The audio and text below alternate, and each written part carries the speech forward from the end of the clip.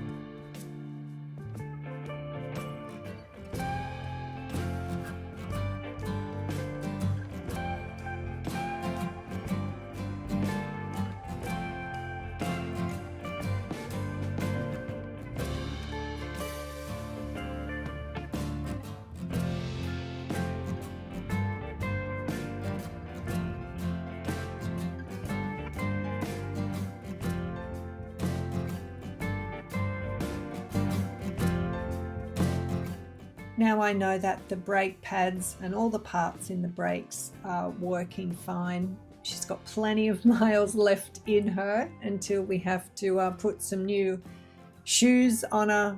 And a big shout out to Paul. Thanks so much for helping me with this job. I just wanted to check out everything was working fine in there after putting those brakes in back in 2023, just before she was registered and back on the road. So thanks to Paul for helping me with this.